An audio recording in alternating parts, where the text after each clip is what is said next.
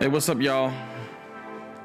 It's been a minute since we had a chance to discuss some of the latest happenings in the boxing world. ZAB Judah. I want to send our prayers out to ZAB Judah. If you didn't know, ZAB Judah fought a fight this past weekend and took a bit of a beating. He fought on past his time. A young ZAB Judah would have very likely wiped up the floor with this guy that he fought, but this guy that he fought was 9 years younger. The ref stopped the fight. ZAB continued to protest, but it was a good stoppage, and later ZAB felt faint. He ended up in the hospital with reported bleeding on the brain. He's since been stabilized, and hopefully he won't have any long-term deficits as a result of this, and he can live a healthy and happy life. Much respect and love out to ZAB Judah and his family. Thoughts and prayers, which leads me into the topic that I wanted to discuss. Adonis Stevenson, Canadian light heavyweight champ, who everyone wanted to see fight Kovalev at one point in time,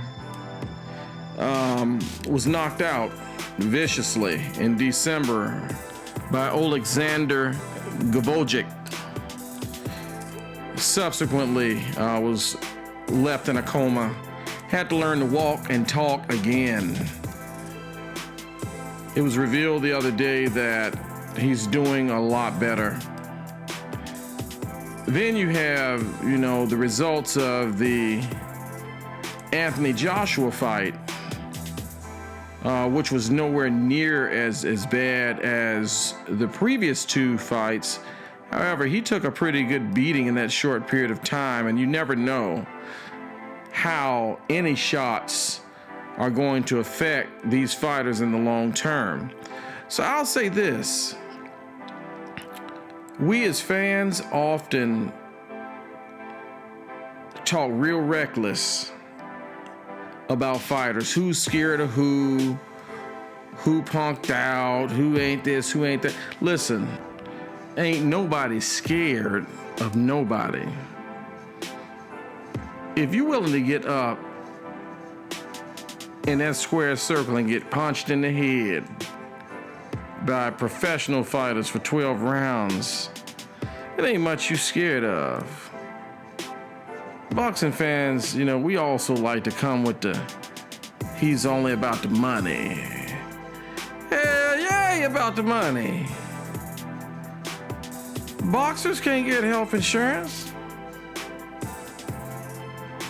They don't get 401ks. And they can only box for a few years. And then you only get that real paper if you're a superstar. So I'll say this. We need to have a little more empathy and compassion for the people that provide entertainment for us. They have family, friends, sons, daughters. So let's keep that in perspective. Thoughts and prayers out to ZAB Judah and Adonis Stevenson and every other boxer or fighter that has suffered the inevitable consequences of this sport. If you hang on too long, or if you run up against a real bad dude, it is the chance that they take. I must say that I have a new favorite weight division in boxing, the lightweight division. You already know Lomachenko is ruling the lightweight division, but you also have some young lions down there too. You got the boy Devin Haney. Have y'all seen Devin Haney fight? If you haven't, just click what you see above. Click that link right there. Get a little taste.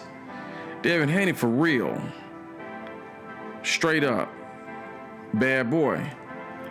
Then you got the boy, Teofimo Lopez from Brooklyn, New York. Have y'all seen Teofimo fight? Teofimo's a bad boy, and he be talking like crazy shit. Love it. If you haven't seen him fight, click that link right there. Then you also have the boy Mikey Garcia, who's always lurking in and around junior welterweight, lightweight. He can drop down and fight too. Man, look, it's about to be nice at lightweight for the next few years. All right? So keep your eyes open for that. Devin Haney, Teofimo Lopez. Future boxing right there. I see our boy Amir Khan is at it again. Amir Khan says he didn't have a fair fight with Crawford, and that if he had been allowed the luxury of fighting a fair fight, then the outcome would have been different.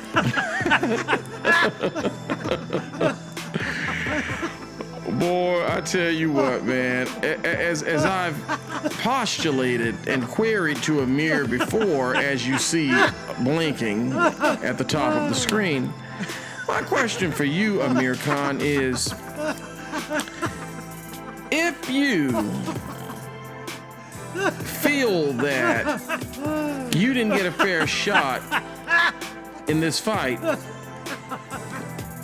well, I've already addressed this, as you can see blinking at the top of the screen right now in a previous episode.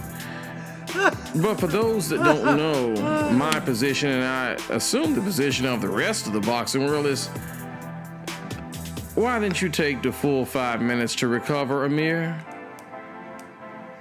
I can't waste no more time talking about this. Triple G fought this weekend. Fought a gentleman from Canada named Steve Rolls, who we've never heard of a day in our lives. No disrespect to Mr. Rolls, but I think that it is fair to say, even before Triple G blasted him out in 4 rounds, that the guy was not necessarily considered a top competitor, the caliber of Canelo and Triple G. So, but now Triple G is talking about he's ready for his Canelo shot. And I say, whoa, Kemosabe, slow down, Mr. Pretty Tony. You can't fight a dude that nobody ever heard of and beat him down and try to say that you're ready for Canelo and start high-siding and fronting, because you have no negotiating power anymore, Triple G. In case you're unaware, you lost 2 times, my brother. Now, whether or not you believe you won one of those fights is immaterial, because 6 judges saw it differently. So, I'm not sold that Triple G is back. I'm not sold on it just yet. I need to see him in there with some top flight competition. And then, another thing that I find very curious about Triple G. Triple G will fight the Steve Rolls of the world, but won't give Demetrius Andrade an opportunity to fight. I believe he said Demetrius Andrade is going to have to wait. Well, Triple G, look like your ass might have to wait too. You won't have to wait forever. That's for damn sure, because Canelo and Triple G both are house fighters for the zone. But I certainly don't feel that Triple G deserves a shot at Canelo right now, especially after Canelo's coming off of that impressive victory over Danny Jacobs.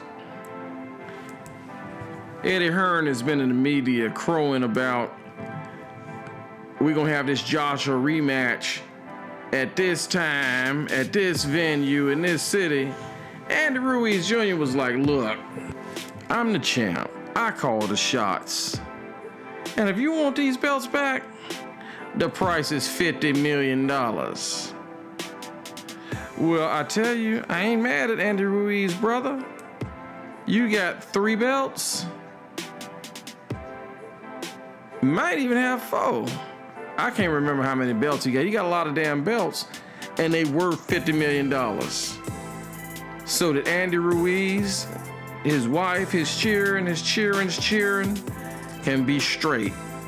Especially in as much as every one of those cats are one punch away from the dream being over. I'll tell you another thing. You gotta love the Ruiz family too. Andy Ruiz's father has pulled a Floyd Sr. and got in on the shit talking. Say they'll destroy Deontay Wilder.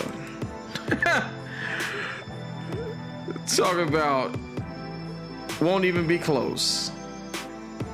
Hey man, I can't wait to see it. Can y'all?